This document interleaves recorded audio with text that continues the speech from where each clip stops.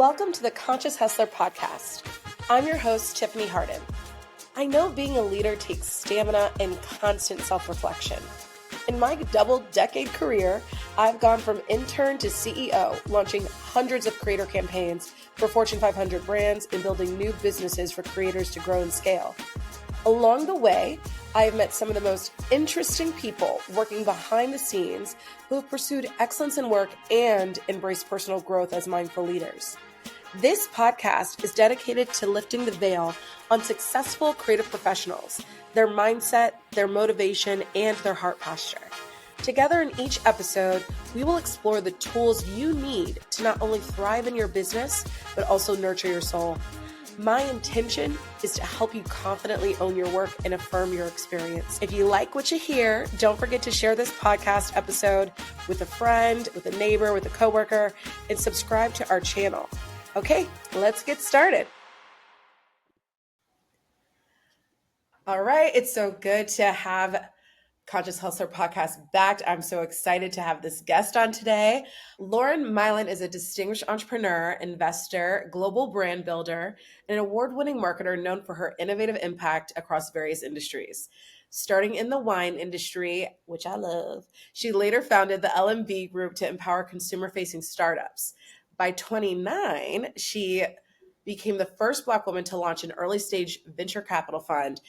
As a global CEO and advisor, she specializes in scaling startups, elevating legacy brands, and pioneering new venture capital approaches, leveraging her 20 years experience in growth, marketing, brand innovation, ESG, digital transformation, and partnerships. And I want to make it known that that fund that I just told you about, it is now exceeding $5 billion with a B in market capitalization. So this girl bad. Okay, let me tell you something. I love my friends and I love how they're committed to excellence in all that they do. Lauren, welcome to the show. I'm really excited to have you. Thank you. Just for our listeners' sake, and because we're talking about the investment world, I just want to make one small clarification, which is that Gen Y Capital, that I started back in 2011 and we officially launched in 2012, was a small fund that did okay, but I like to say that I was really early in a lot of areas, and that was an area where we were really early in our approach. The market has now caught up to what our approach was, but my current portfolio that has reached the 5 billion market cap are actually the risks and investments that I took on my own. So that's the Lauren Maillian portfolio of investments. And again, Gen Y did okay, but not as well as any of us would have wanted it to. So you win some, you lose some, you take those learning experiences. And as a conscious hustler, you say, what was this supposed to teach me? And let's go apply those learnings. And so that's what I did into my own portfolio. Oh, I love that you made that distinction, because what I also heard was, I know how to invest on my own and I know how to make some good bets, early bets. Is that why? Okay, we're going to get into the conversation because I have so many questions to ask you. But let me start with this, because you've done so much in your career so far. The conversation that we're going to have is going to go, we're going to talk about your career, but we're also going to talk about you as a human and how you perceive the world and how you think. You had an interesting upbringing, and I wanted to talk about what about your past has informed sort of your philosophy on work and life as it is now, and also just thinking about how you were when you were younger. 29 is very young to do all of the work that you've been doing. You spent your 20s hustling for real. So what about your past, your family life, your upbringing has informed your philosophy on work and life? I started my first business when I was 19, but that was not my first foray into business. I started a modeling career when I was 5 with my mom. And so the idea of managing my money, balancing my checkbook, I remember having a passbook savings account when I was a little girl at Citibank, and you would actually have to take the passbook with you, and they would run it through a kind of typewriter machine and show you your balance and what withdrawals or deposits you made. And I would walk to the bank, normally with my dad, but sometimes with my mom, on a Saturday morning. We knew the bank was open until noon at that time. And that was when I was supposed to go put my checks in. We didn't have online banking. We didn't I know, have right? this interoperability, right? So Throwback. I learned about making money, saving money, watching my money, keeping an eye on my money from a very early age. I also learned about investing my money and seeing things around me, whether it was neighborhoods gentrify and grow in value, including the neighborhood I grew up in. I grew up in what was Spanish Harlem. And then fast forward 10, 12, 15 years later, it was the Upper East Side. And fast forward to today, it's Carnegie Hill. So I've always watched, I didn't know that. yeah, Carnegie Hill. I grew up on 96 between Park and Madison, and it's now called Carnegie Hill. But back in the day when my parents bought it in the 80s, it was Spanish Harlem, the north side of 96th Street. So just this idea of increasing value, growing value was always around me. I saw it. I saw it tangibly in real estate growing up in New York City. I saw it in the careers of people around me. I saw it in the industries that my parents were working in and the people that they looked up to and the moves that they would make. And, the events that we would go to, or as a little girl, my dad saying, we have to go to so-and-so's, barbecue and, better be on your best behavior. It's like, okay, but Mr. So-and-so last time had a, different kind of barbecue. And then all of a sudden it was a catered barbecue. So I don't know, my eyes were just like always open to what progress looked like, what success looked like, what incremental success looked like in lifestyle, in neighborhoods, in real estate, in bank accounts, in careers. And so that really inspired me to say, I want more. Like, I don't ever want to settle. So I think what was ingrained in me was this idea of constant progression and, little steps towards success, little consistent steps towards success. It was certainly something that was ingrained in me from a young age. Okay, this is getting juicy. I like it. So the fact that you have this, you sort of had this desire that was ingrained in you as a young person.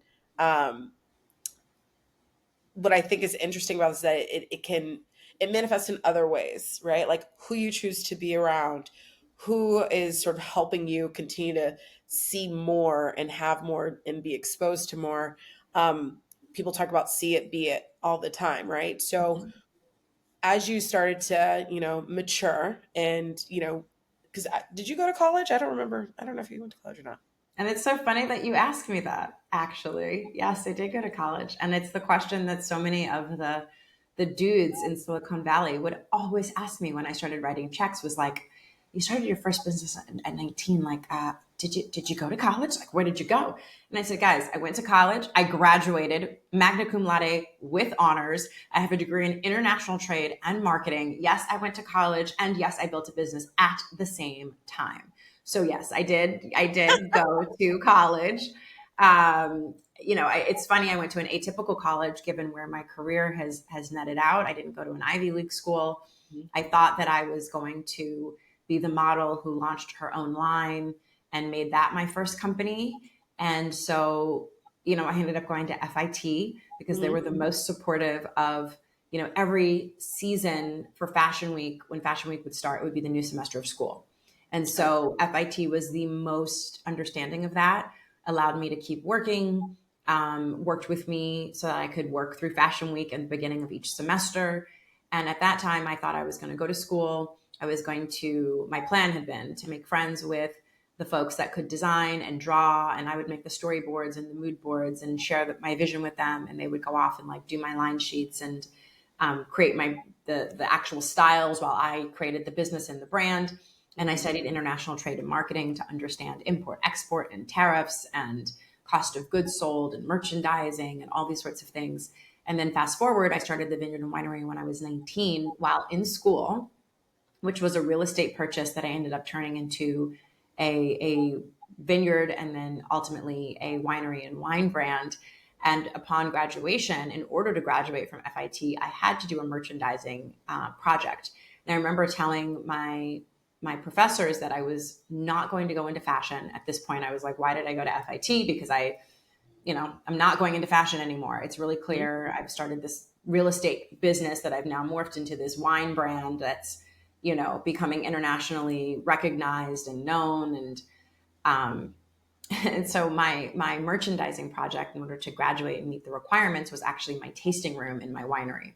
And so I said, okay, well, I'm gonna use the retail component of my tasting room, and I ended up mapping out all of the apparel that my team and staff would wear. So folks who have been to wineries and had wine tastings, we had vests, and my team wore vests, and we had vests with our emblem for sale. Yeah. We had aprons. I had my staff wearing aprons behind the tasting room bar, different than folks that would greet you, that could have fleece jackets with our logo or fleece vest with our logo, and everything down to what I would sell: food, charcuterie boards, boxed gourmet lunches, where I was going to source them from, how much I was going to mark them up.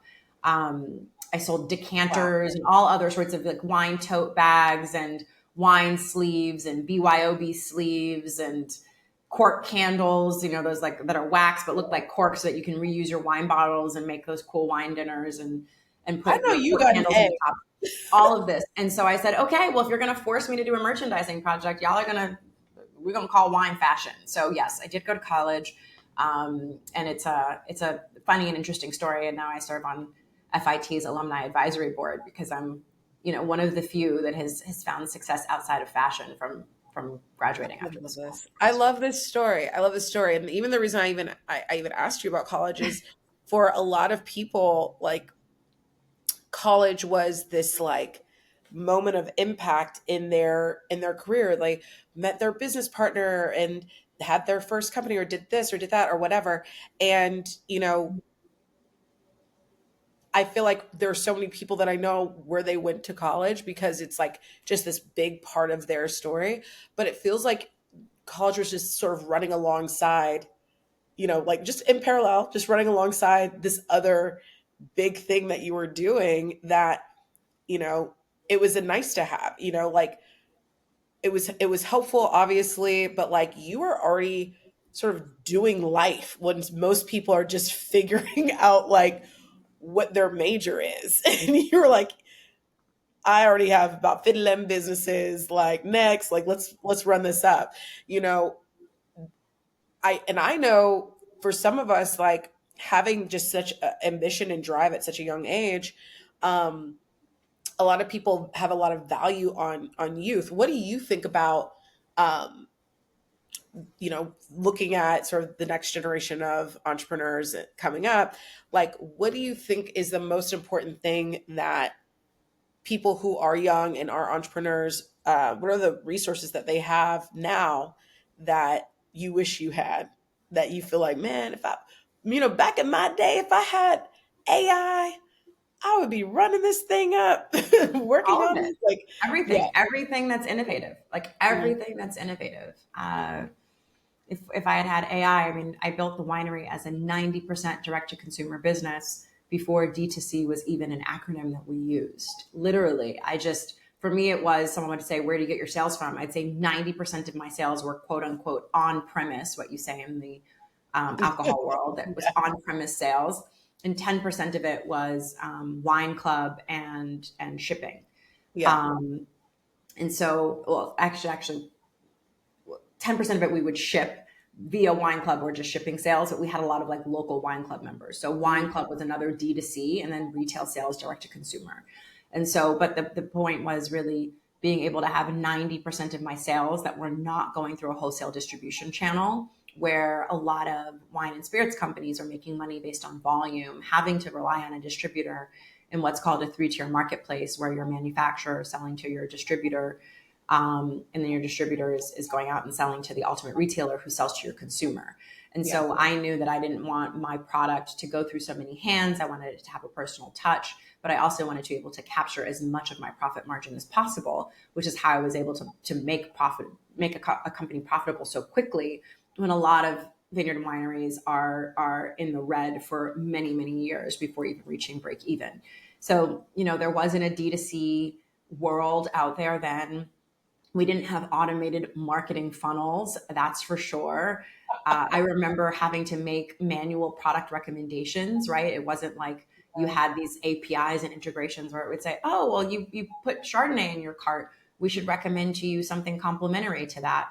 we would do it, but it would be my own manual pop-up where I'd say, after 15 seconds, I want this pop-up window. I mean, like the pop-up blockers and working around the pop-up blockers and all those things back in the day.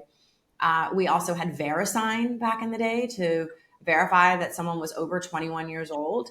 So just the amount of like hoops and hurdles that I had to go through to create a direct-to-consumer business then was wild. I remember wireframing websites that, now you get templates anywhere online. You now have drag and drop.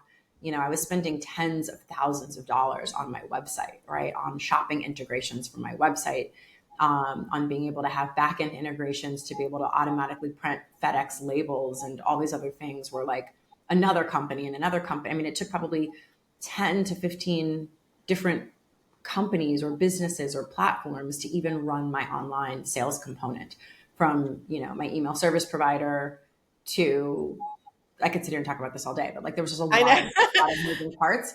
Yeah. And now we have, technology suites that are like one click, one and done, a monthly software that you could have some outsourced person. We also didn't really have outsourced teams then. You might, like, I had the quote unquote hookup that my colleagues in tech would introduce me to folks in other countries who could maybe do some of that work. But again, we didn't have a Zoom or Google Meet or a way to work remotely. So it was sending emails with what you want, drawing pictures. It was the whole a whole thing, other ballgame, a whole other ballgame. Do you feel like, you were talking about your wine business, tell me more about what it was like to, because I think you had a partner in that. So what was it like to kind of have partnerships in your businesses, not just that one, but like in your various businesses, and be a serial entrepreneur and decide, when you got to the point in any of your businesses where you said, you know what, we took this as far as we can take it. I'm good here. It's time to move on. Like, what were the things that would roll through your mind around, you know, keeping the relationship intact, keeping your business relationships intact, and then moving to the next mountain? I feel like for a lot of entrepreneurs, we get stuck in sort of the identity of, well, everybody knows me from this business, Mm-hmm. It's like, how do you get out of like, okay, and like out of the, out of the sort of field of identity in your business and detaching yourself from that? What did you do? Because you are, one, the queen of networking, but you also have built and have been partnered to, a ton of great successful businesses. How do you keep it moving when it's time to move? What's your process? There's a lot of questions in there. So Yeah. I'll The pop around and platter. answer a few of them. One is on partnership and relationships. I think the hardest thing for a conscious hustler to do, for someone who wants a partner, knows they need a partner in order to build upon their dreams, is to assess if that partnership is right for you. And there's never going to be an easy method or philosophy to employ to figure that out, because there are folks who have known each other for years, that are great friends, that think this is great, they're my bestie, I can trust them, I know them, I've known them, I know all these things about them. But maybe you don't know them as a business partner, or you don't know them as a professional, or you don't know how they operate when times are tough or money is tight, or you haven't seen how they operate or the path they choose to take when circumstances seem dire and they start feeling desperate, or you just don't know how they're going to respond to life. And on the flip side of that, you can meet people and not know them very long at all, and they can be the best partner to you because you don't share some of those personal experiences, and maybe they don't know your deepest, darkest vulnerabilities. And maybe you are able to more easily assess and diligence them based upon who you know within your network and based upon their skill and their resume. But also you see people that work together that are friends and it goes great, but you also see those situations when they go left and it's really sour. And so what I will say is, my experience in the partnership of my first business was that through personal interactions, I very quickly realized that I was in business with someone who could not be trusted, and who wasn't honest. And that wasn't those weren't values that I was going to align myself with. And those weren't values that I wanted to be associated with my reputation either. And so I was, fortunate to be able to have an exit. And in that respect, I think it was really divine intervention that the universe conspired to give me a very lucrative financial exit at the same time or soon thereafter, very soon thereafter, not really at the same time, like 14 months later, after realizing that I needed to look at this partnership in a different way. And I had to start putting guardrails in place to protect the business. Mm-hmm. And luckily, all of those steps were in my favor, and I was able to protect the business and my team and all of that. And as a result, protect a strong valuation that allowed me to have a lucrative exit at 26 years old. But that's not always going to be the case.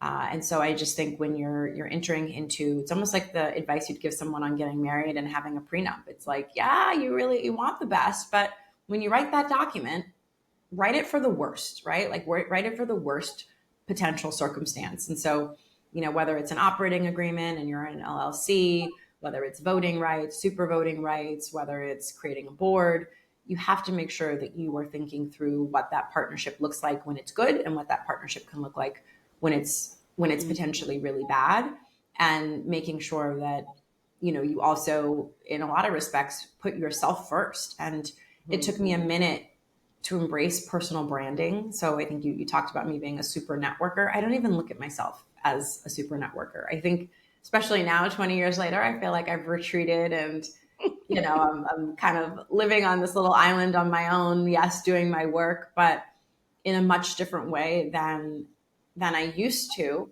Mm-hmm. And networks are important, but also knowing when to walk away is really important. Knowing when to move on. And the one thing life forced me to do also, before we had like a moniker for it, before folks were talking about personal branding and, this wasn't a world, right? It was very much, people would just say, you're like, oh, do like what Oprah does. Like, I remember everyone telling me that. And it was just like, but what does Oprah do? Like, I'm not her. I don't have her audience. I'm not on like ABC. I don't have like the Oprah sofa. Oh, okay. I'll just do what Oprah does. But that's literally what everyone would tell me when I was leaving my first business, was like, you just got to do it like Oprah.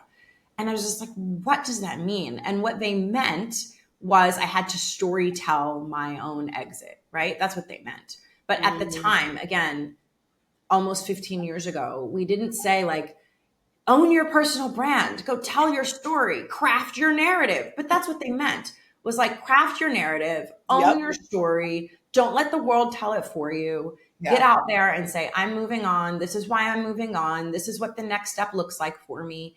My email list is, 13,000 people now. And I've never really, pushed my email list. It's always been super organic. I don't even know people know I have an email list. I've been sending weekly emails for years. They've gone from like updates on me and my business, my musings, my life, to, product launches and book launches and TV show launches, all sorts of things. It's really ebbed and flowed over the years. Now my emails are really committed to talking about entrepreneurship, investing, personal branding, and how you can move ahead in your life and career.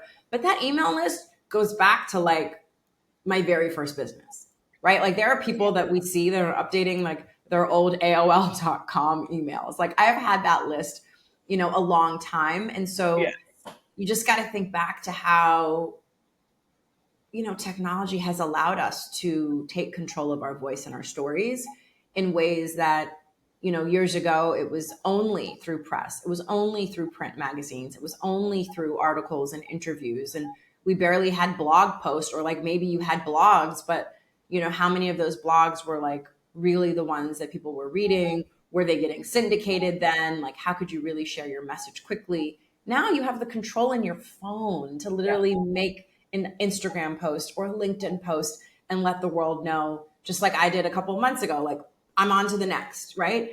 And it can get picked up from there, depending on who's following you, into all the right channels and places. But at the time, that wasn't a thing. And I also think that for women and for women of color, taking control of your personal brand just became acceptable a couple of years ago, because otherwise it felt boastful. It looked boastful.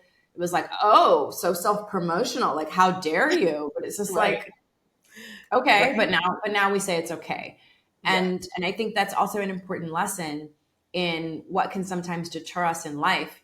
You know, if I had stopped, you know, trying to tell my own story years ago, even though I was really early in doing it, I don't know where I would be in this moment, you Yeah, know? I I mean, really it's not don't. a one and done thing. It's a continuous, because your life isn't one and done. Like you're going to go through these different phases and spaces, and how you are able to share what you want to share with the world, that can that can actually be the window that God opens for you to move through the next thing, which is super important. I'm glad we're able to actually take advantage of that, and that the culture has shifted so that people are feeling like, okay, I want to share this, people do want to hear from me. I think, it's a shame that it's a shame that people have been kind of hiding away, because you never know, how your story can impact somebody else, which is why I'm doing this podcast too. It's like there's so many amazing stories here. I want to ask you, because I think you answer that really, really well. And I think that, being able to choose your partnerships wisely, even if they're not just like business partnerships, like we're forming this company together, but even just partnerships and strategic partnerships, even all of that, choosing those wisely and being able to own your story to like backtrack out when you need to, and making sure everybody knows what it is you want them to know is really important. I actually want to talk to you a little bit more about um, freedom and what that means to you in this era. Because, as my friend said, she's on an island, just a tiny little island. And I met her when we was in Harlem on another island Mhm. in Manhattan. And, you have to me, you outside looking in, you've always demonstrated the freedom to do what you want to do. And I'm talking about this even as a mother, as a partner, as a business partner. You have many, you know, ands in everything that you do. Lauren, who's, the mom and the friend and the sister and the thing and then so like with all of those things happening, how do you still remain free? And what does it mean to you in this era or even in I today? almost feel as though you kind of answer that for me, um, which is that I've always wanted to be free, and I always want to be able to have the flexibility in who I am and to be able to show up with all of those ands and not be just defined by one title, one role, one expectation, one responsibility. And I'm really grateful for where I am in my life right now. Like I wake up every single day in awe of where I'm at. And I think you know my story. Your audience might not know my story. So in short, I was married really young. I was married at 20 years old, to the wrong person and to not a good person. And I became a mom to my son at 22 and to my daughter at 24. And by 24, I had two children under two and was going through arguably the most horrific divorce experience anyone could ever go through, let alone a 24-year-old, second time brand new mom with two kids under two running around Harlem trying to build my very first company, and paying myself $40,000 a year on the books to do so.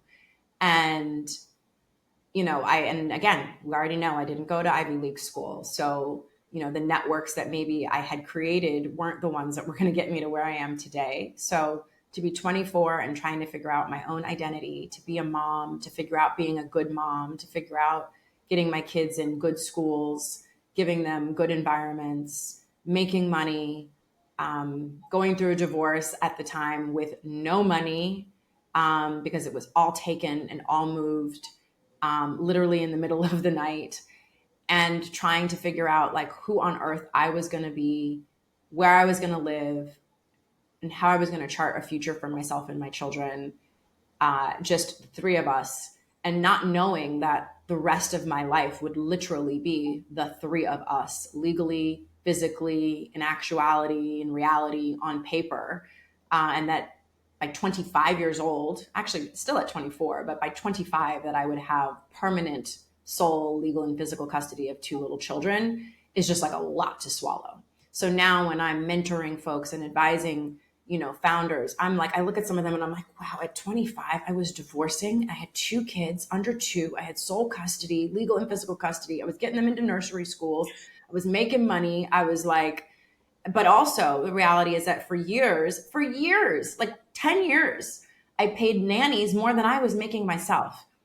And I would take money out of the bank every Friday and every Sunday because I had 7-day-a-week childcare, which a lot of people thought was crazy for, a young single Black girl. But again, I needed some time for myself. I needed time to be an entrepreneur. I needed time to work. I needed time to engage in speaking in opportunities. I needed time to build my resume. I needed time to build my network. I needed time to be out there. Mm-hmm. And so so in some respects, people might look at that and say, like, you've always had that freedom, Lauren, but like, that wasn't a lot of freedom. Like, it might've looked like freedom because you would see me in certain rooms, but behind the scenes, it was like, it felt like shackles. Like, I didn't have a lot of extra money. I didn't like everything that I had was to be able to show up in a lot of the spaces where people saw me.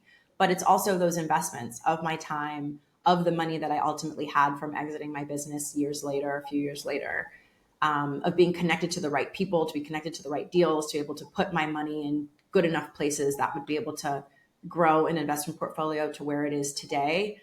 But I don't know. I think that question about freedom is a really good question, but I also think that it maybe looks like freedom in its difficult times, and it's not. It's like what you have to do in order to have a shot at actual freedom in the future. So to where I am today, where I can say, like, I don't work after certain hours. I don't like, there's just certain things I'm unwilling to do unless they're really important. Of course, I'll make time. But as Tiffany says, on a regular, like, no, Lauren does not, work until 11 p.m. anymore. Absolutely not. Lauren does not eat dinner at the table with her family anymore. Absolutely not. Like, those days are over. But also I finally have that freedom to be able to make those decisions. And I'm really grateful for that. But it's also that I want my children to know the freedom that they can have in their life. And so Jaden, my son, is a senior. Both of my kids have skipped a grade. So I have a senior going off to college, and I'm still not even 40, which is like wild to me, but beautiful. And when I ask him like who he wants to be and what career path he wants to have, there's some things where he'll go, I want to be like you, Mom, but not totally like you. And I was like, what does that mean? He goes, you work way too hard. He literally told me, I work way too hard. So he's like, I want to spend 10 years. He wants to spend 10 years after college, like building his experience, building his own companies. And then he just wants to be in management mode by like 31, 32 years old. And he really values his quality of life.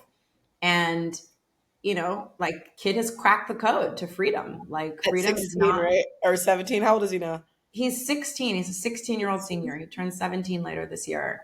So he's a year young. Both of them are a year young. Chloe's 14.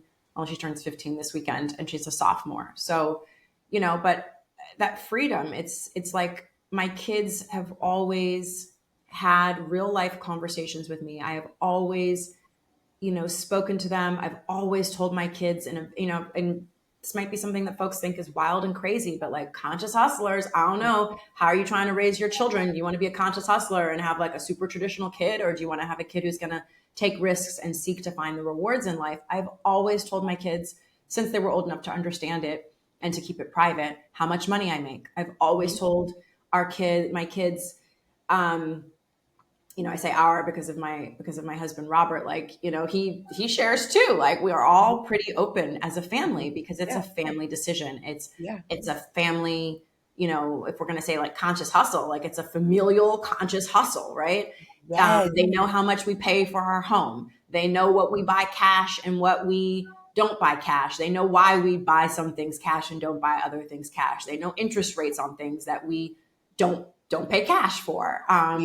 They know the cost of our vacations. It's now at the point where we spend, 4 to 6 weeks in Europe every summer. And this past summer, I said to the kids, here's the budget, and you decide how you want to spend the budget for quote unquote accommodations and lodging, right? If Yeah. there are some cities where the hotel is having a fifth night free, fourth night free, like you figure that out. If it's, Mhm. um, I love this. you know, like whatever it is, but I allow them to like flex how they want to spend those dollars because they're family dollars. Like, yes, they get it. It's my money, but I want to transfer those skills to them. I want them to understand what's needed and necessary in order to be successful in life in the ways that they've seen me be successful in life. Everything down to, you've been to our home here in Mhm. Puerto Rico. Like, there are homes around me for 30, $40 million. Like, my kids know I don't care if I had $1 billion. I would not spend 40 million on my primary residence. Just like, no, just Yeah. absolutely not. Right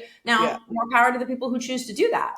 But Yeah. we'll play that game at dinner. Well, even if we were willing to spend $40 million on real estate, like, how would you divvy up a portfolio? And Jaden will be like, I want a 10 million primary residence and I want to have, I don't know, I want to 6 sit at the table and summer play homes this game. somewhere else. You know what I mean? But these are the conversations that I have with them because this is Yes. the way I want them to think. And I want them to know Yes. that, like, quote unquote, freedom, like the true definition of freedom is options, right? It's not like the That's amount of things that you have in terms of dollar values, but it is like the options. So they know like freedom is like homes around the world. And we're working on that as a family. We're picking up more and more real estate where the whole family can travel and have access and go to and enjoy and all that. That's freedom. And that's what I want my kids to know. ooh, Freedom's also child, I have languages. Like, goosebumps. they speak fluent Lauren, Spanish, right? That's freedom. Being able to that's go to so many countries. We were in Italy this summer. They speak Spanish, they respond in Italian, they totally get it. We all communicate, right? Like, they know that that is freedom. That's the fluidity to live in the world and to be a global citizen. Lauren, this gives me goosebumps. It makes me so excited. It actually reminds me one of those walks on Saturday with your dad to go to the bank, and how this is kind of coming full circle and how you're raising your babies, but like who are not babies, they're teenagers. But this all matters, and I feel like in our culture, in particular Black culture, um, you know, this idea of not talking about money with your family, it we know, and you working with Digital Undivided, we know that it how much emotional baggage comes along with money trauma from families, that when you have a talented entrepreneur that's like, I need this amount of money, how hard it is for them to ask for what they need for a business that has nothing to do with anything else, but I need this for this business. These are the seeds that get picked up along the way. And so the fact that money is a tool, it is a force that can create options, and the fact that you're doing this work with your kids at this age is really phenomenal, and I applaud you for it, because they're going to continue to grow up and know, like, not only is money a tool, I don't have to be scared of it. I don't have to be fearful. When I have a lot of it, has nothing to do with my character. Like, my character and how much money I have are separate things. But for a lot of people, it conflates. And you really know who people are when they haven't been exposed, and then they get exposed and they become a completely different person. It's like you're doing the thing where you're teaching your kids how to not only understand money, but also, making sure that they are aware of implications, like doing the budgeting. Like, I remember being at your place, and your daughter wanted to do something. You're like, well, if you do this, this is what can happen. What you choose. You still get the choice, but consequence, implication, if you do this and do that, or you could do this or do that. And she made a choice. It's like empowering young people in general, to make choices and understand implication, so that they become better citizens, better um, siblings, better humans for themselves, for their friends, and then ultimately, like you said, better global citizens, going to foreign countries and knowing three different languages, and being able to likely balance it. Now nobody has to balance a checkbook, but even if they had to balance a checkbook in Italian, they got it. That's a beautiful, beautiful thing. And I'm in gratitude for this conversation, because I'm really hoping that people, when they listen to this, they hear not only some of the significant challenges that you've faced as a woman of color, but just as a mom, as an ambitious person, but also they hear what it looks like to stay anchored in your truth, stay anchored in what you know to be true about having freedom, having options, and making decisions for yourself that is going to keep you moving forward. Like, some people are so scared to make a decision about their life because they're scared of somebody doing something to them, or like they're just so scared to make a decision. But it sounds like to me, like, along your path that you've shared with us, that you've made conscious, intentional decisions that have enabled your hustle, but also have enabled the growth of your family, which is ultimately what this is about. Like, I know you, but like there's nothing about your story that tells me that, every decision you made isn't for the betterment of your family and what matters the most to you, including spending all that money on the nanny because you knew you needed time. you know, I you knew I knew needed that. time for sure.